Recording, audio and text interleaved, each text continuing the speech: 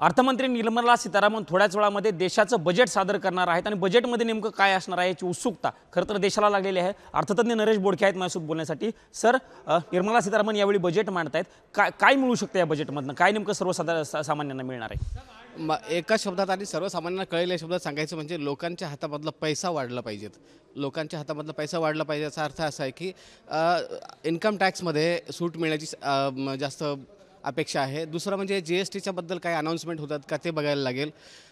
रोजगार निर्मितीच्या दृष्टीने विचार केला तर मॅन्युफॅक्चरिंग सेक्टरला म्हणजे जे काही लघु उद्योग आहेत, लघु व मध्यम उद्योग असतात, यांच्यासाठीच्या काही महत्त्वाच्या घोषणा होण्याची शक्यता आहे।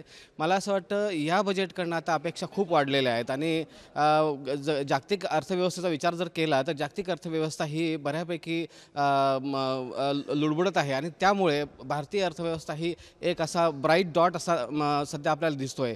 त्यामध्ये जागतिक अर्थव्यवस्थेचा विचार केला तर साधारणतः 3-3.25% त्याचा वृद्धीचा दर आहे आणि तोच जर आपण विकसित देशांचा विचार केला तर तो 1.5% आसपास आहे, म्हणजे 2%पेक्षा खाली आहे आणि भारतीय अर्थव्यवस्था ही 6-6.5% दराने वाढली असा मागच्या आपण कालच्या ज्या काही इकॉनॉमिक सर्वेमध्ये आपण बघितलं की 6.5%पर्यंतचा वृद्धीचा दर आहे तो अपेक्षित ठेवलेला आहे।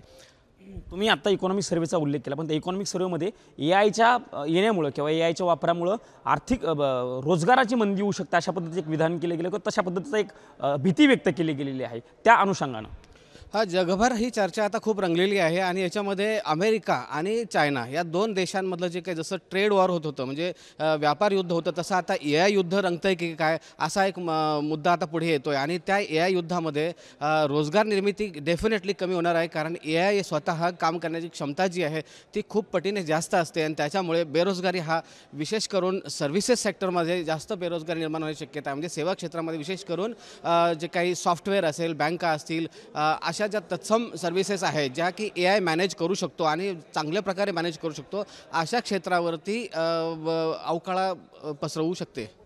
काल मोदींनी बजेटपूर्वी भाषण केलं त्यात त्यांनी असं म्हटलं की गरीब मध्यमवर्गीयांवरती लक्ष्मीची कृपा राहो अशा पद्धतीचं विधान केलं। या विधानाचा अर्थ नेमकं काय घ्यायचा, म्हणजे काही टॅक्स धारकांना काही सूट मिळू शकते का, किंवा याचा नेमका अर्थ काय, म्हणजे त्या कोणत्या अनुषंगाने हे विधान आहे? मला वाटतं मी जे पहिलं वाक्य बोललो होतं की लोकांच्या हातामध्ये पैसा वाढावा, मला वाटतं मोदीजींनी पण तेच इंडिकेट केलं आहे की या बजेटमधून तुम्ही अपेक्षा ठेवू शकता आणि कदाचित इन्कम टॅक्समध्ये म्हणा किंवा इतर काही गोष्टींमध्ये नवीन अनाउन्समेंट होण्याची शक्यता आहे।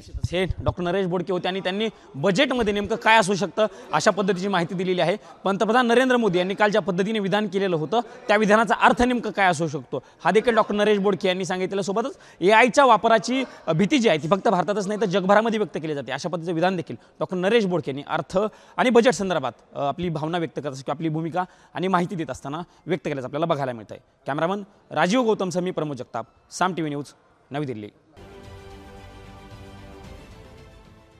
देश विदेशातील प्रत्येक घडामोडींचे लाईव्ह अपडेट मिळवण्यासाठी आता साम टीव्हीच्या सर्व सोशल मीडिया प्लॅटफॉर्मला लाईक, फॉलो आणि सबस्क्राईब करा।